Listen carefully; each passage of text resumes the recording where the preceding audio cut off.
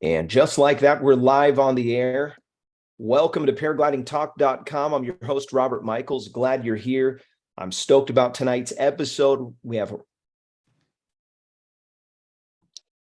Oh my gosh, why does it do that every time? Sorry, we have Ray Hauer with us. My super loud noise came into my headphones from a commercial. I've got to figure out a way to turn off commercials. Welcome. Glad that you're here. Ray is a previous fighter pilot in the United States Marine Corps. We're super stoked to have him. We're going to talk about all things flying tonight. He's a local paragliding pilot here. And also we have Scott in moderation, Anthony Peregringo in moderation, Sean Nafsker. Anybody that you see that has a wrench next to their name has been a part of the show for a long time, or they've done exceptional things for the sport and became worthy of the wrench. And so glad that you're here. If you're a part of the chat, you are the most important people in this show. If you have questions for our guest, feel free to put those in. Our moderation team will sort through your questions and shoot them up to me in the meeting chat, and then we'll get through as much as we can. Sometimes we do, sometimes we don't.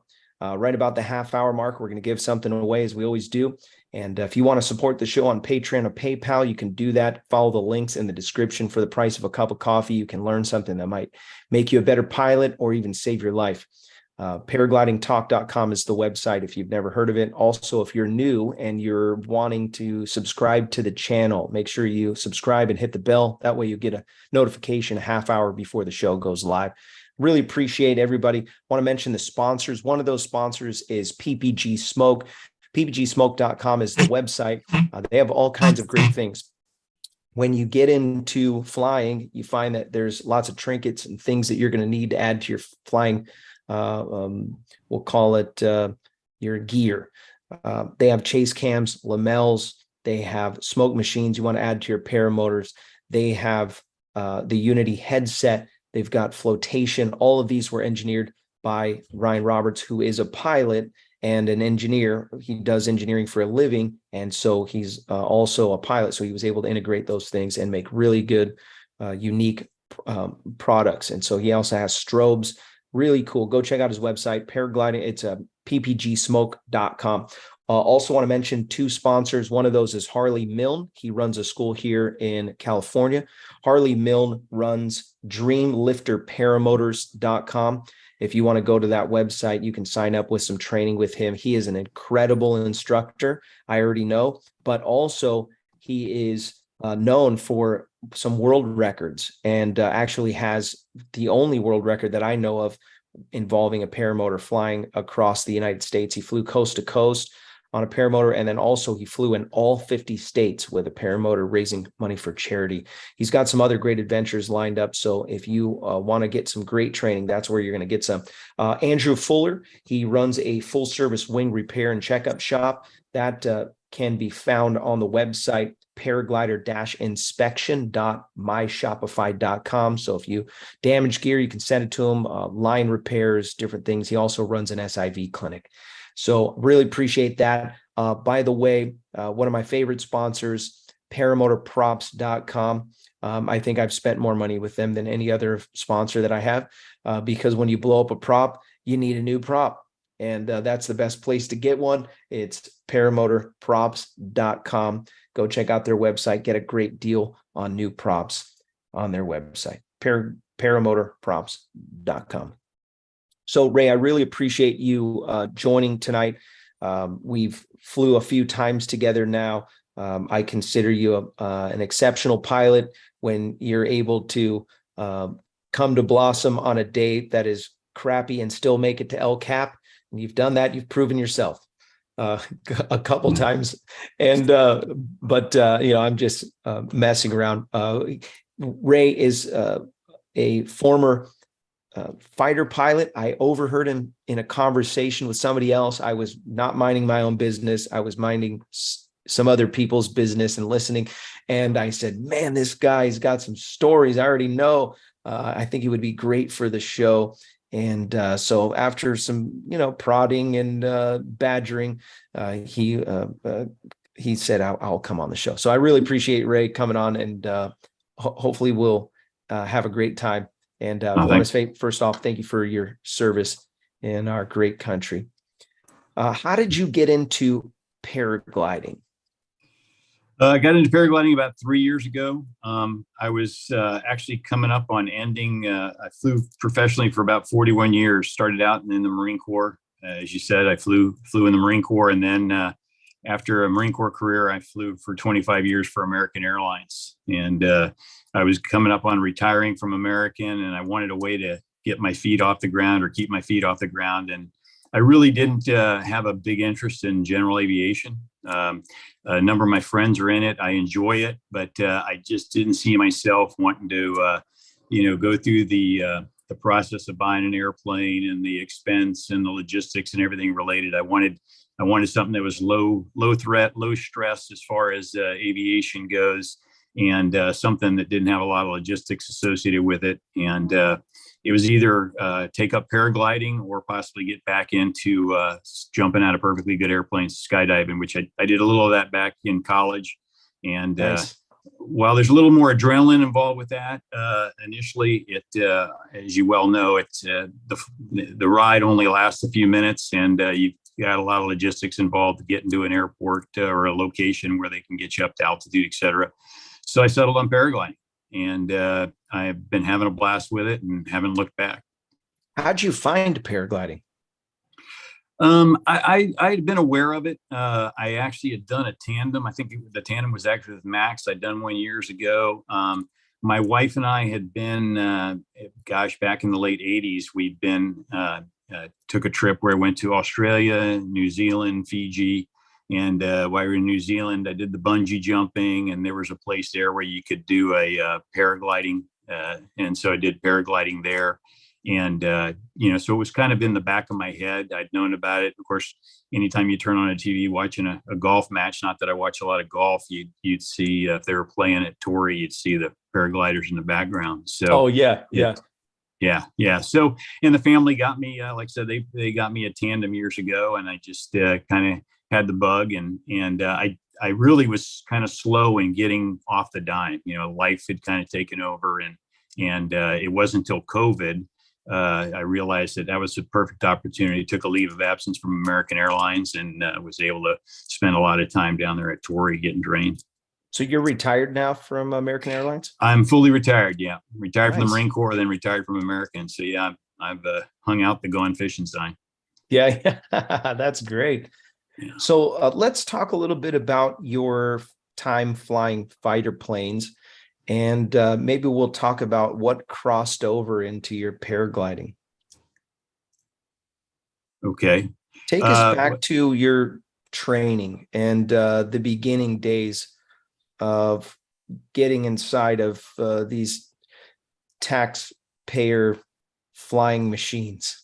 Tell us about how did that start? Well, the flying, everybody starts in Pensacola, Florida. The flying that we do when you're trained with the military, it's very structured. If you go out and get a civilian rating, your instruction is going to be purely a function of who you train with, much like paragliding, who the instructors are, who's teaching you. In the military, they're very, very standardized about how they do the training, which is one of the reasons airlines tend to kind of like picking up guys from the military. For one thing, is they know that what their training has been, they know the training they've gone through. You start out flying in a small, in most cases, a tandem airplane. I started out in a T-34 Turbo Mentor. It's a turboprop tandem seating, and you learned initially to fly in that, and you go through all the basic familiarization flying, all the way up through to doing instruments and aerobatics and formation flying, you name it. You kind of do it all in that airplane.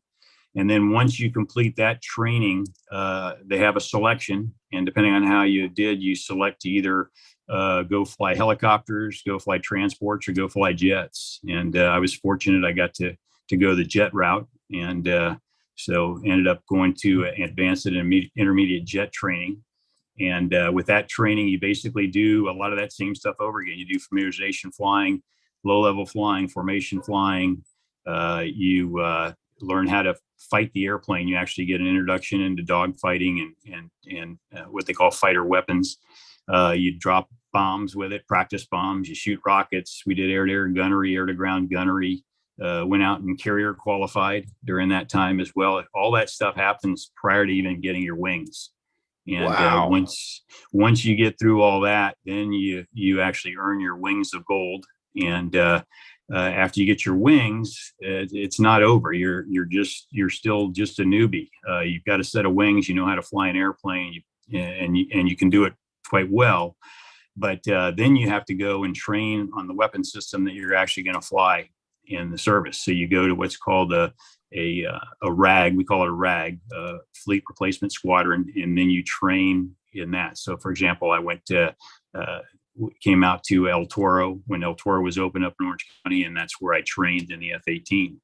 And you spend about another year training to fly that airplane and that weapon system. And now you already know how to fly it, but you're having to now learn how to employ it in combat. And Wow. It's a lot of fun. Yeah, there's really very cool flying. It's very very demanding. And again, it's very structured, the process that you go through. There's nothing willy-nilly about it. It's a very structured program. And as a result of that, they can put out a pretty good product, with me being the exception, of course. Yeah. So you get your wings. Now you move up the ranks. We have another, we'll call him a lifer, Yankee Paramotor. He's actually Todd. He's I think he flew for Delta. He might have flew for United. I'm not sure which one, but he flew for a long time. And then, it's funny. He made a comment. He said, "I'm thinking Ray flew the T-34s, the T-2s, the A-6s, then the MD-80, then the B-777." That was his comment. Yeah, he's pretty close. I did the T-34s. I did the T-2 Buckeye, which was a straight wing jet. We called it the Guppy because it was kind of an ugly airplane, but it was the first jet you flew. And then I flew the TA-4, and then after the A-4, then I went and flew the Hornet. And when I went to the airline world, then I flew. I started out as a plumber on the 727. When I got hired, everybody had to go be a flight engineer. You had no controls. The 727 was such a dinosaur. All the generators, the pressurization system, all that stuff had to be run manually. And so I was the guy sitting at that panel. We called ourselves switch monkeys, throwing switches and really? Yeah. So they actually have a guy that's not in the cockpit, but somewhere on the plane, turning stuff on. He's actually in the cockpit. They're called the flight engineer. Yeah, the older airplanes, because they lacked the automation. Most of the older airplanes had a multi-man cockpit, and in that cockpit you had a pilot, a co-pilot, or oftentimes referred to as the first officer, and then you'd have a flight engineer. And the flight engineer kind of ran a lot of the systems and managed that stuff. And so when I first started at American, we still had 727s, and that's what I started in. Everybody, when I got hired, had to go start out as a plumber on the 72. And then after that, I was fortunate. Jumped right from that airplane I went straight to the right seat to be a co-pilot on the 757, 767 series. So I was lucky. I went straight from being a narrow body flight engineer to being a wide body co-pilot, and flew that out of LA. Then after 757, I trained on the 777. And then I actually eventually ended up going back and flying the 737, and flew that as both a co-pilot and a captain. Never flew the 80 that your one guest on the show mentioned. I flew all Boeing products. I didn't want to fly the Super 80. The substandard. Well, it actually it was a bit older technology. It was kind of the Rube Goldberg of cockpits. The instrumentation and the switches and everything. It looked like someone just loaded all that stuff into a shotgun and blasted it around, and wherever it landed is where they put it in the airplane. Yeah. In fact, that airplane had the unique something unique about it. All the airplanes would have a standby compass, so that if you lost all your navigation, all the radio navs, all that stuff, you had at least an old-fashioned magnetic compass, just like a lot of us carry on our, on our kit, on our flight deck, in case we end up in the white room and we need to get on a heading. You have an old generic compass, and the compass, most of them, it sits right up on the above the glare shield in the middle where you can see it. Well, that airplane, they didn't have a place for it there, so the actual standby compass is on the wall behind you. Oh, gosh. And they actually have a mirror that sits on the dashboard, and you flip the mirror up and you look in the mirror and you could then see the compass that was behind you. That's how antiquated that old Super 80 was. But the guys that flew it loved it. It was a good airplane for its time, but the reason no one's flying them anymore for the most part is because they've kind of reached their obsolescence. Yeah, that's like probably a bunch of pneumatic stuff in there. So you've got this incredible amount of hours. Yankee commented, he said he has 6,000 hours at the panel, quote unquote, on a 727. So it sounds like he was a plumber too. Yeah. There were a lot of guys. I was fortunate when I got hired at American. I got hired at the beginning of a hiring wave. And as a result of that, I was able to move up fairly quickly, but we had a lot of guys that got hired late 80s or very early 90s, and they got stuck because there was a long period of time where they weren't hiring and that sort of thing. So there were a lot of guys that they camped out on the panel, as we called it. They spent a lot of time on that before they could actually go and jump and go to what we call the right seat, go to become a co-pilot and get to start flying. Yeah, absolutely. So in this structure that you were a part of between the United States military and flying a career with an airline, by the way, Yankee said he flew for United.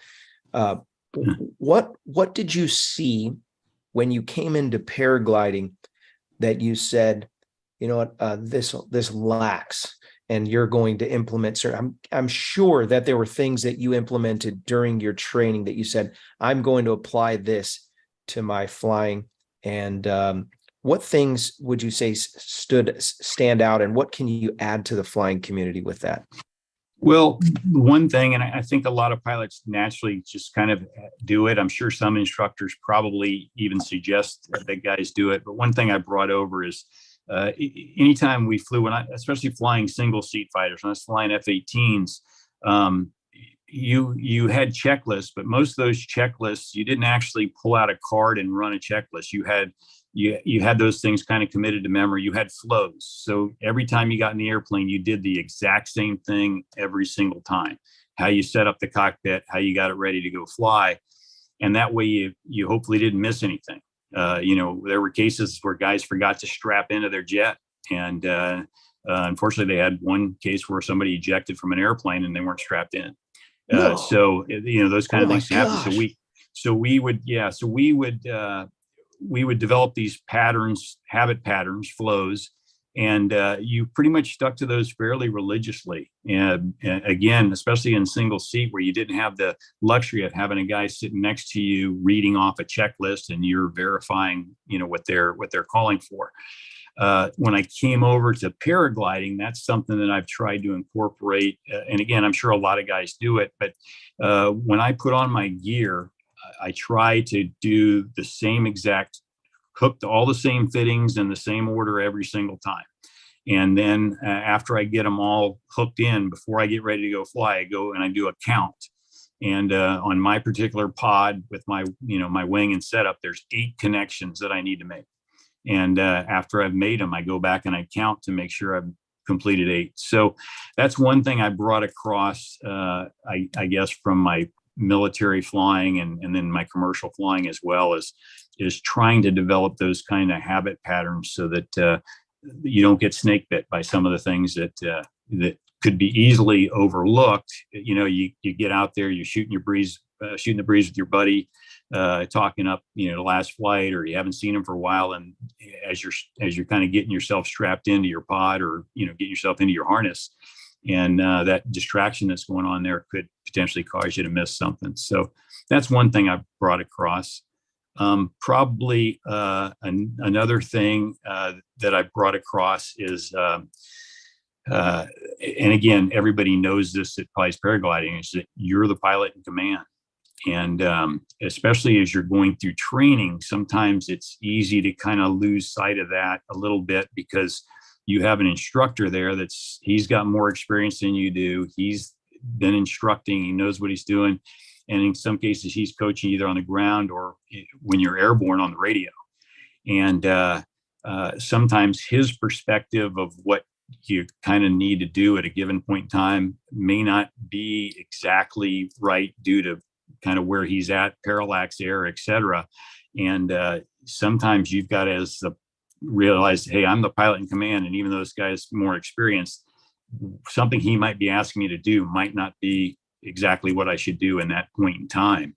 And that may mean you end up going down and landing on the beach. But that's something that I think comes again from having flown single seat fighters, is that whenever you strap on whatever aircraft you're flying, you're the guy. And once you do start flying it, you need to be focused on flying it. And once you leave the ground, you're airborne and you're flying. And at that point in time, you've got to make the calls, and you've got to put in the correct inputs and whatnot yourself, regardless of what you're hearing from the outside. Yeah, that's great information, because you don't always, you're not always. I'll give you an example. I did my SIV and my radio, the comms. My radio was fine, but my instructor that was telling me what to do on radio was intermittently, like maybe not pressing the button hard enough, or his button was failing. And so I was getting about 8% of what he was saying. And I was at the end of my run, and I had already done a few maneuvers that I wanted to do. And I just said, okay, well, I've done that maneuver to the right. Now I guess I'll try it to the left. And I tried to actually grab the radio and say, hey, I can't hear you, but I'm going to go ahead and do a sat to the left. And then I went after it, and I did the same exact run that I did previously and came and landed.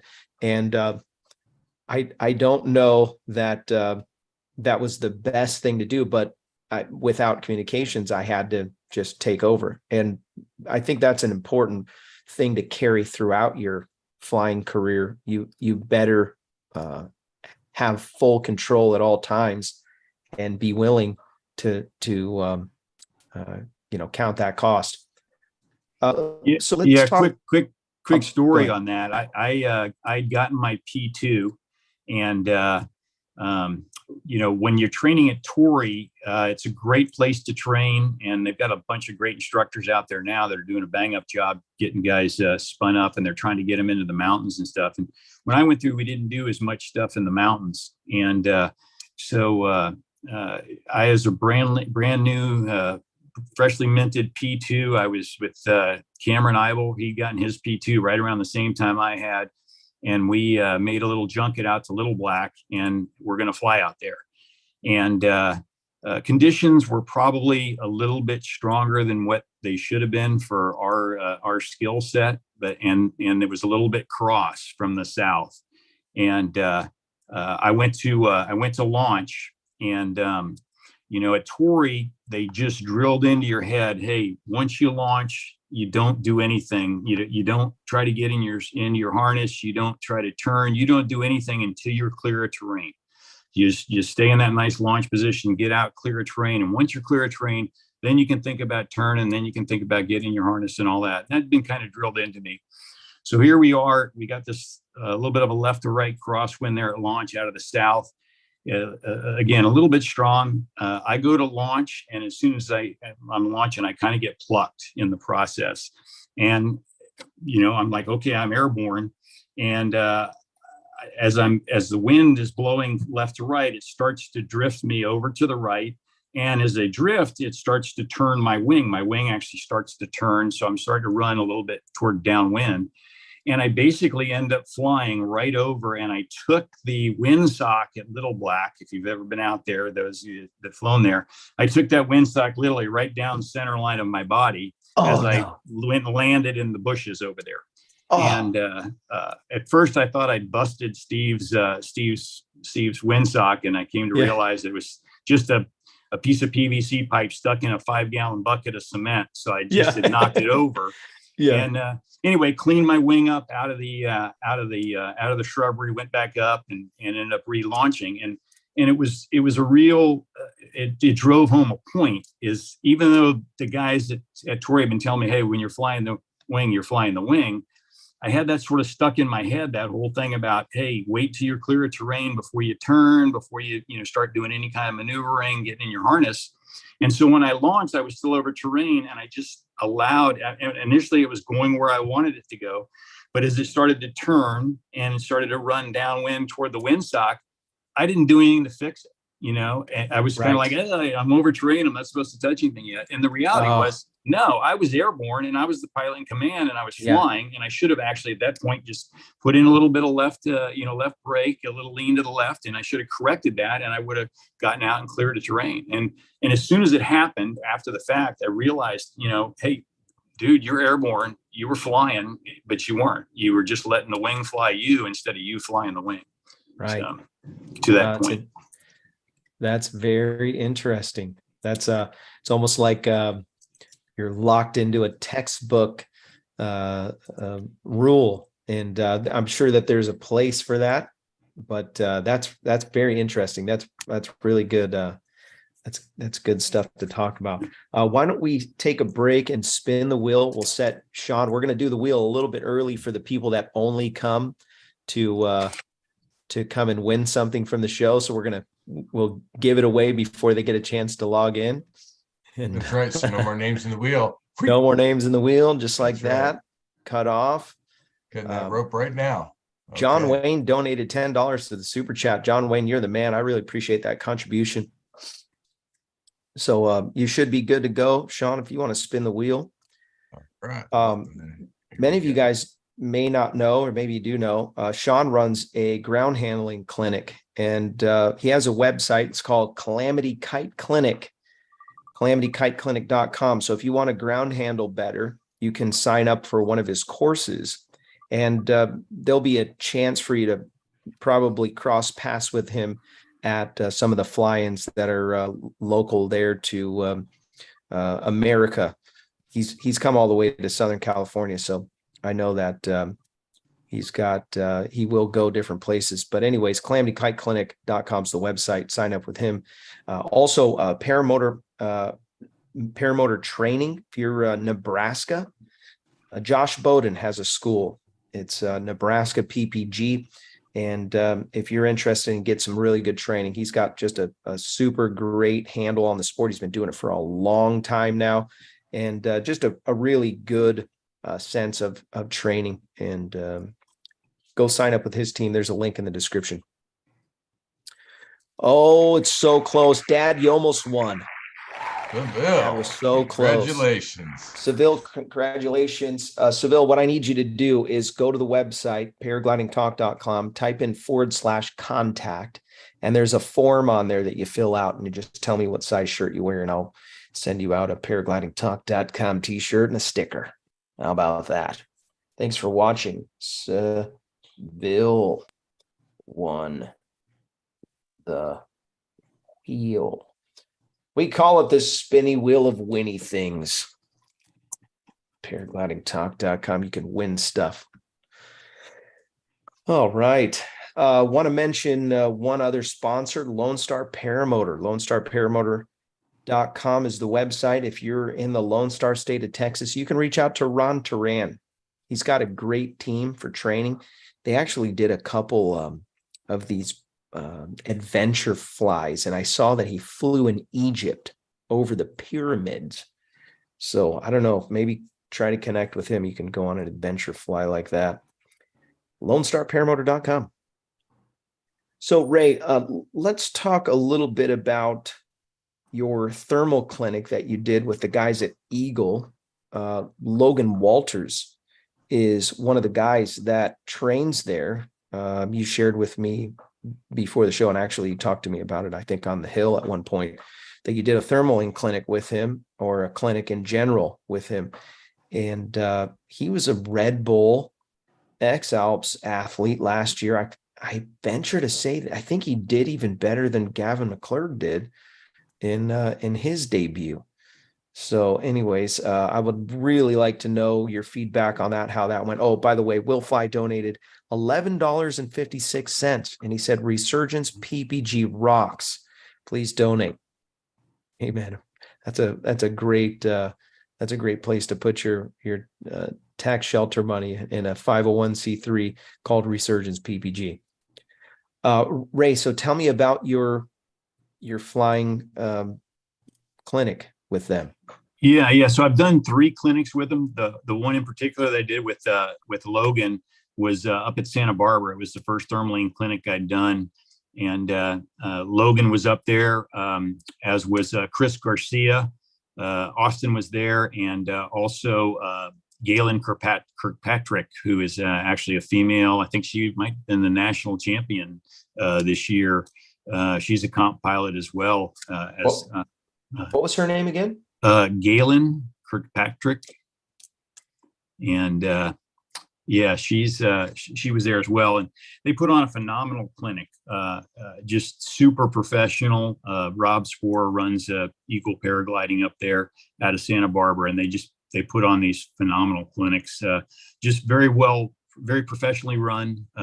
They handle all the logistics, both getting you to launch, the retrieves, all that stuff. So the nice part is you're there just to basically fly and learn, and you get to fly with these folks. And Logan was one of the guys I flew with there, and just did a phenomenal job working with the pilots. We'd get a big gaggle. They were trying to teach us, introducing us to team flying.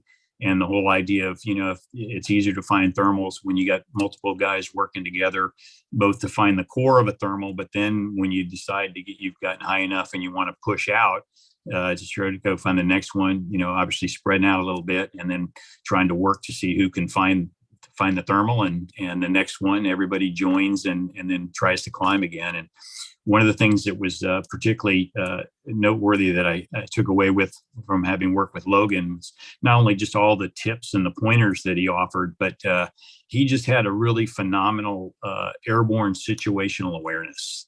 And I think I mentioned this one time we were talking before. We had a big gaggle of pilots, various altitudes we started up at the VOR launch, which is a little bit further north. And then we'd worked our way down the ridge line. And now we'd gotten far enough south, we were going to push out and head to the coast. And so Logan took a group of pilots and kind of started pushing out toward the coast. And there were some of us that were still back in the stack working to get a little taller so we could make the push ourselves. And from way out in front, Logan's reaching back and he's calling out guys by name just by identifying their wings and having them push out to join. It was just very impressive to watch how well in control of what was going on around him, and the overall situational awareness that he had while flying, in addition to providing the instruction that he was providing. So very capable. Did so well at X Alps. What was your big takeaway from those clinics?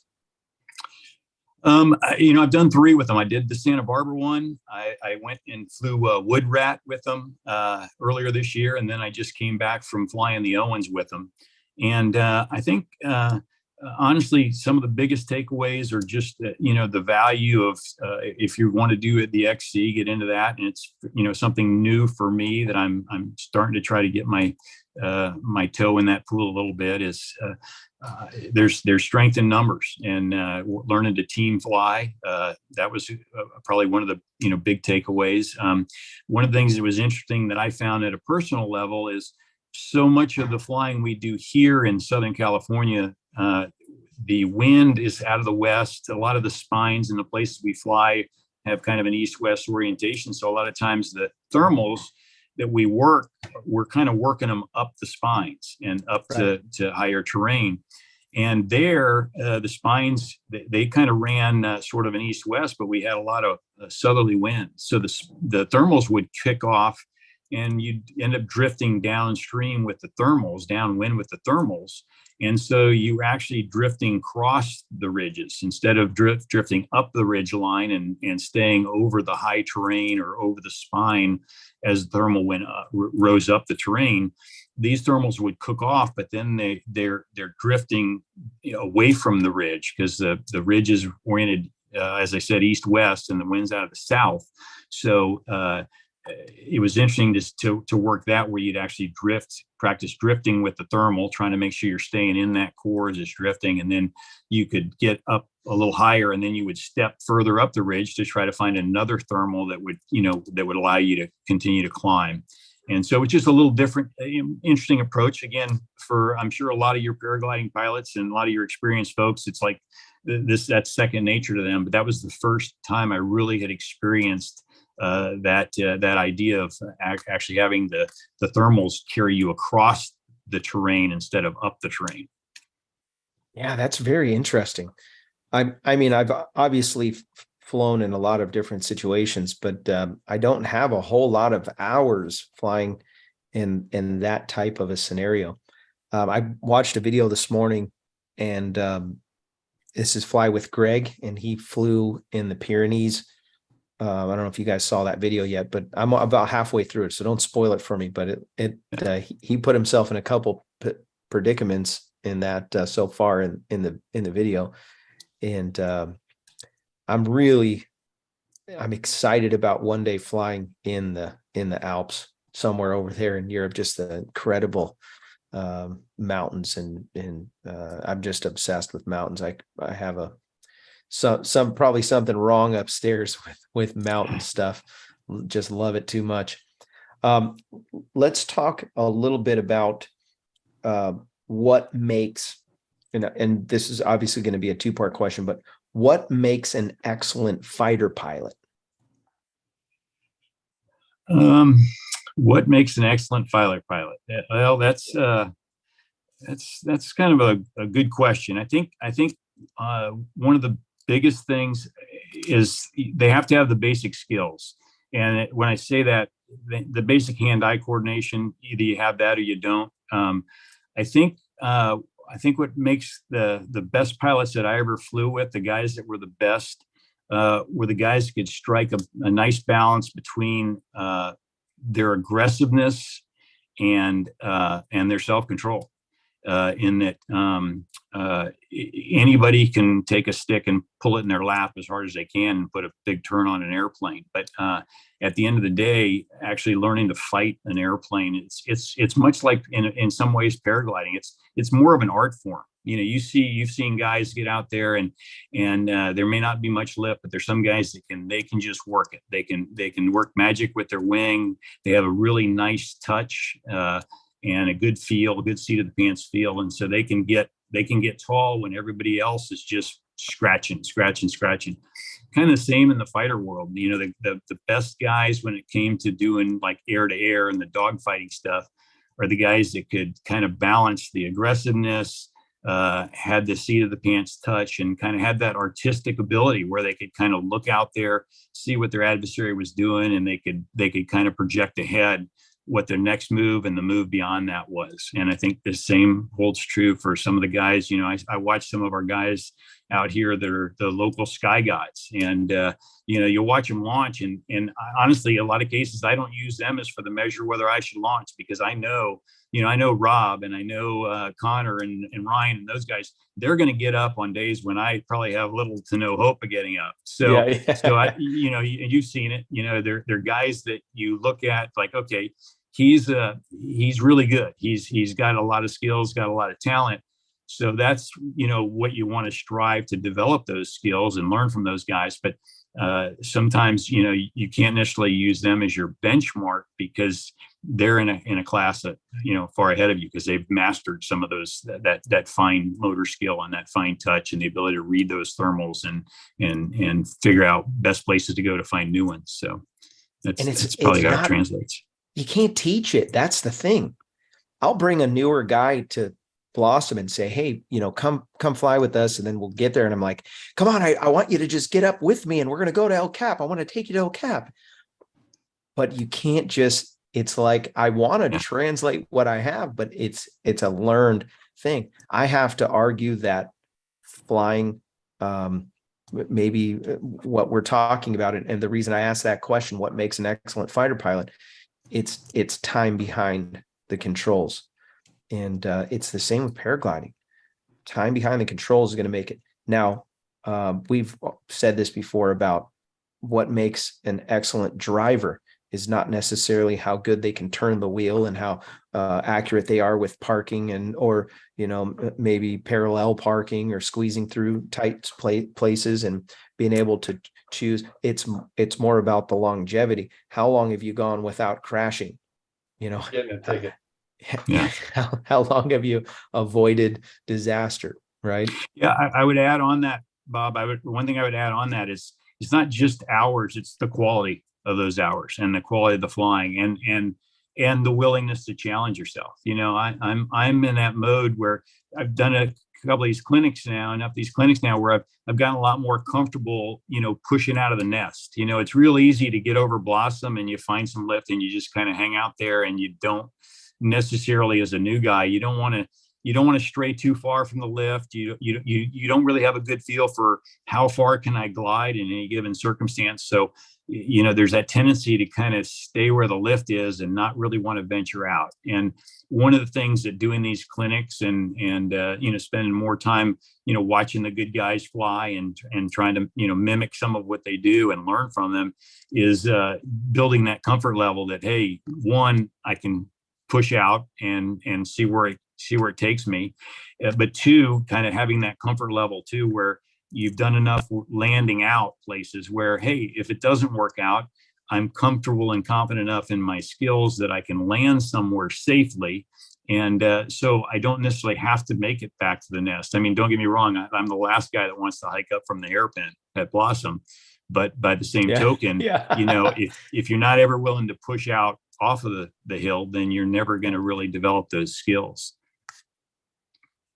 Right. That's well put. I've launched many of days when other people weren't ready to fly, and we used to say the test dummy, but I like to use the term air technician. So I will become the air technician to verify that the air is in fact going up, but when it's not, you're gonna have to sort it out. So I got a question from the chat from Yankee Paramotor.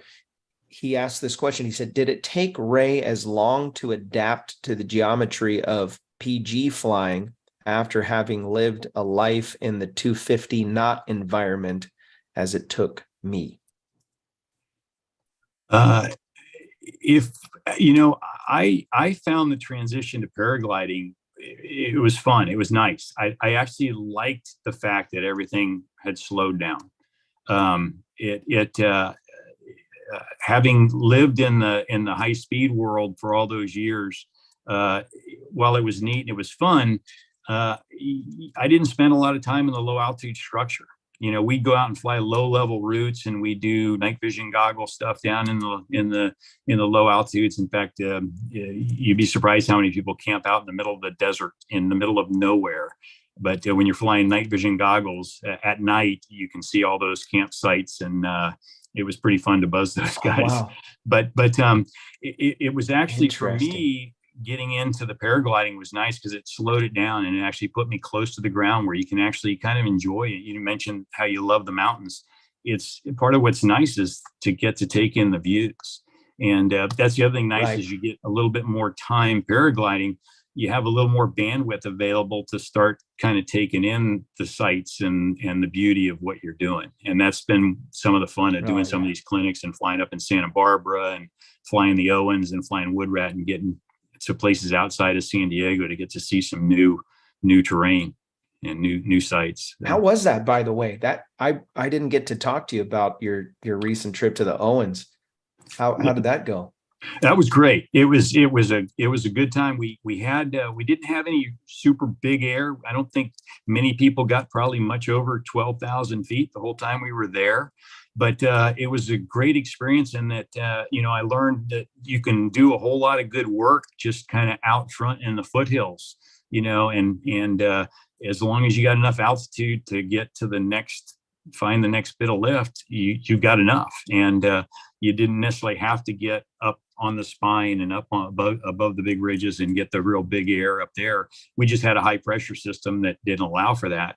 But there was a lot of good work to be done, just kind of staying out front and staying in some of the foothills. So fantastic experience. And I was a little nervous about going there because you hear about Owens in the big air. And I think, obviously there are times for that. Certainly the summer months, there's a time and a place and a skill level for flying there. But the clinic they run was in October. So things had kind of settled down. The conditions were a lot better. And we actually had quite a few pilots that were fairly young, fairly inexperienced. There were quite a number of P2s that were out there flying as part of the clinic.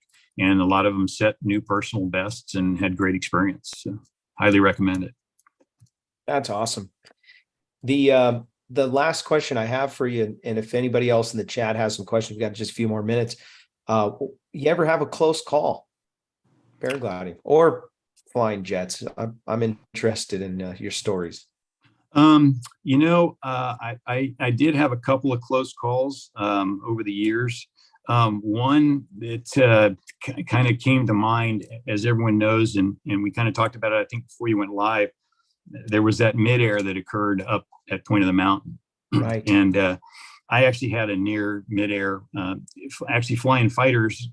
When you dogfight, there were times where you'd have some pretty close aboard passes with people, especially when you started doing, many v many type stuff where there's just a whole bunch of planes in the same piece of sky. And it's surprising we didn't swap paint more. But one of the close calls I had was here near San Diego. It was actually out in the Cazaro Gorge. At the time, I was instructing in F-18s, but I was dual qualified. I was back flying T-34s as well, because when we were teaching guys to bomb, to do dive bombing in the F-18, we would use the T-34s. Instructors would go out there and they would get out to the range first, and they would get down there at the minimum altitude guys were supposed to fly at, and they'd be circling there to make sure that when they went in to do their dive deliveries, they didn't get target fixation and potentially fly themselves into the ground. So we'd launch out, we'd do that mission, and then we'd have time to just kind of go button around before we went back to land. And on this particular flight, I had a new instructor in my backseat. He was getting checked out in the T-34. Again, I was dual qualifying both airplanes. And if you're not familiar with it, there's the old, it was called the Desert Line Railroad. It was a railroad that basically kind of went from El Centro and was designed to come into San Diego, built years ago. And I know right on the border. Exactly. Yeah. Just north of I-8 there. It's in the gorge there. And they, that railroad has a bunch of trestles along the gorge. There's some box cars down on the bottom. There's a number of they were tunnels that have, some of them have been closed, but there's a hike I guess you can do. There's an old train pretty far north up in there. Anyway, had this instructor in my back seat, and I was taking him out for the first time in a T-34, so he had qualled in it. And we were coming back, and we dropped down in that gorge, and I'm down inside the gorge, just kind of flying along the walls of the gorge and just kind of pointing stuff out, and hey, check out the trestle here. There's the box car there, showing them all this different stuff. And I'm looking left and looking right as I'm doing it. And all of a sudden I look up in front of me, and there's another airplane coming 180 out the other direction down inside the gorge with me. And instinctively, just like we do in paragliders, you clear to the right to make a left-to-left pass if you're approaching someone head on. Well, that's what we do in fighters. And that's what both of us did. We both took a cut away. We both went knife edge inside this gorge, and we had this pass, head-to-head pass, just as though we were in a dogfight. And as soon as we passed, I leveled my wings, and of course my heart's racing. I'm like, son of a bitch, man, you almost smashed into this guy. I leveled my wings, I pulled up and climbed up out of the gorge, and I looked back over my shoulder, and what it was another T-34. and his wingtips were painted blue because he was a Navy T-34 out of Lemoore up near Fresno, and ours were painted orange. That's just the color we had on our wingtips that were based out of El Toro.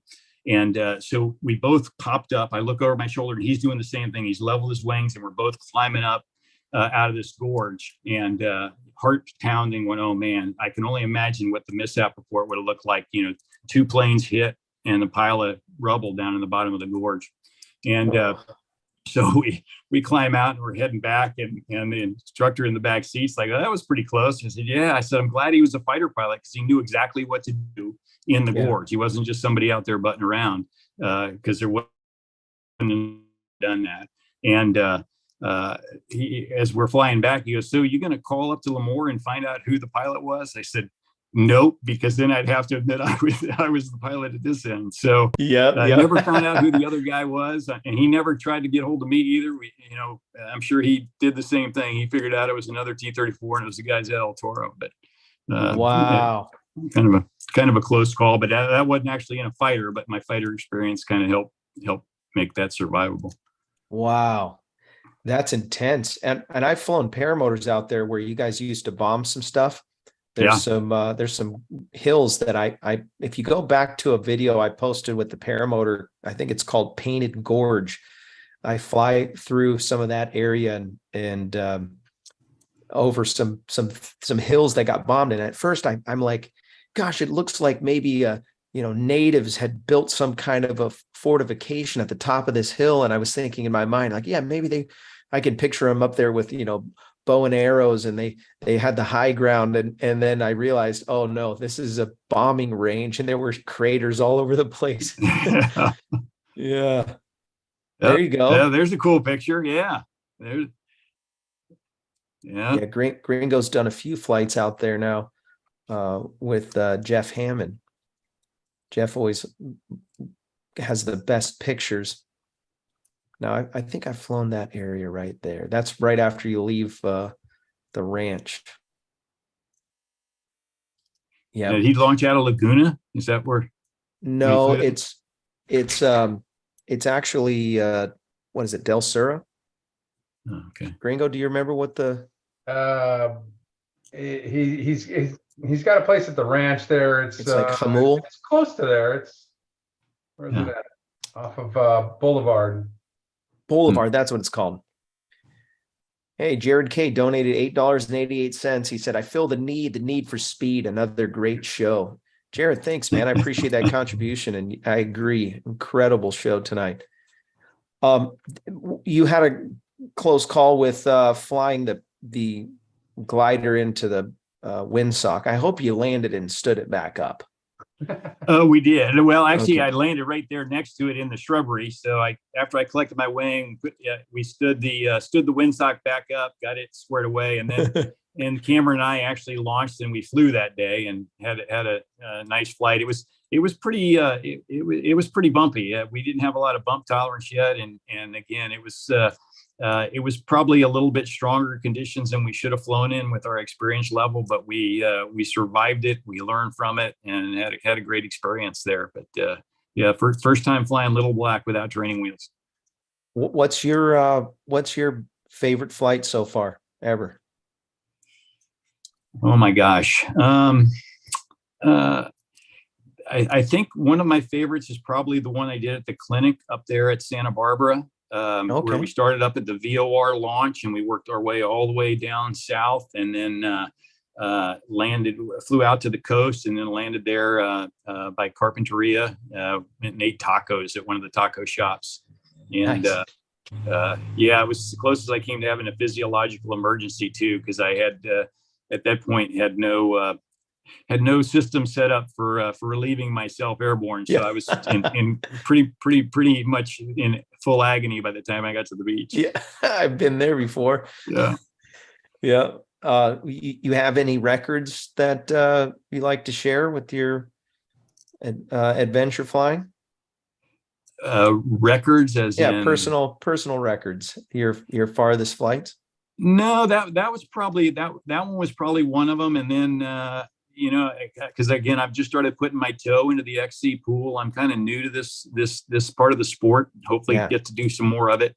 And then when we were up at the Owens, launched from Paiute, ended up worked my way down south for a while, got climbed up, and then flew clear up and landed up at Benton, which I don't know. It's I guess probably as the crow flies. I don't know, 20, 25 miles. I don't know. It was the total flight length with all the circling and thermaling. I think it said I flew 105 miles. Again, that's not straight line distance. It's no record. Yeah. You know, I spent a lot of time flying in circles and scratching and trying to get up. Yeah. But yeah, so nothing, no real true records of any kind, but you know, it's a couple, you know, kind of personal bests and things that I've had fun. And the biggest part of those that I take away wasn't just the distance, but had a blast doing it and learned a lot at the same time. So that's kind of how I measure the sport. My days of the ego getting in the way they're kind of behind me now. I'm 65 years old, and my ego's been stroked enough. So that's one of the nice things about this sport too. I can tell you, I'm not shy about hiking down off a launch. I've been up there a couple times. I've been up there sometimes too, when guys that are even have less experience than I do choose to launch, and it's perfectly safe for them. It's not like they're doing anything unsafe, but for whatever reason, hanging out at launch, I just kind of, you know, wasn't feeling it anymore and just packed up and headed back down to fly another day. So, and it's nice too. You don't have to fold your wing up and you're just already ready to go. You just go on home. You'll get to that level where it's like, I'm glad I don't have to fly today. I know I'm it's looking crazy. forward to that one. Yeah, it's pretty fun. I want to mention a couple sponsors real quick. Max Acro. If you've never done an SIV clinic and maybe you're in San Diego County or anywhere in Southern California, really, you can sign up with Max and his team. They have these clinics almost on a monthly basis. So he's got a website, maxacro.com. You can go there and fill out the form and sign up for his training. And I want to tell you something, SIV training, it's really incredible what it does for your, I would say for your heart. It'll give you a confidence that you didn't have before, and it'll show you what your wing's really capable of in a safe manner, so you don't have to try to learn it in the wilderness. Also, I want to mention Resurgence PPG. ResurgencePPG.com is the website. If you're interested in supporting our men and women of uniform, you can do that by making a tax-deductible donation to Resurgence PPG. Now, when you do that, you're supporting these guys that maybe came back from battle with PTSD. They might be dealing with adaptive recovery issues and things like that. Resurgence PPG has gone above and beyond to get our guys that are in the trenches up out and their feet in the air with paramotoring. And it's just an incredible thing. There's some alumni and some groups out there that they absolutely agree that Resurgence PPG saved their lives. And so if you want to support that, go to resurgencepppg.com. Really appreciate Ray. What an incredible show. I told you the hour would go by fast. Didn't it go by quickly? It did. I really, man, I feel like we scratched the tip of the iceberg. I can't wait to fly with you. We'll do some cross-country flying. Maybe we'll have some stories and we'll have you on again if you're willing. And just really appreciate you taking the time tonight to talk to us. Thank you. Thanks for the opportunity. All right. Well, we're going to go to the after show. So you don't have to log off right away, but we won't be live. If you do want to come to the after show, there's a link in the description. Anthony already dropped that in there. You're welcome to come and hang out with us. And we're not going to hold Ray hostage. He probably has to run, but if he wants to stick around for a few minutes, he's welcome to. You guys join us in the after show. We'll have a great time next week. Don't miss it. Paraglidingtalk.com, Thursday night, 6 p.m. Pacific time. Support the show on Patreon and PayPal. We really appreciate everybody who's supporting the super chat. You guys are awesome. Thank you. Share these videos. Let people know that you can come and learn something about paragliding. Paraglidingtalk.com. Thanks for watching. Have a great night. If I don't see you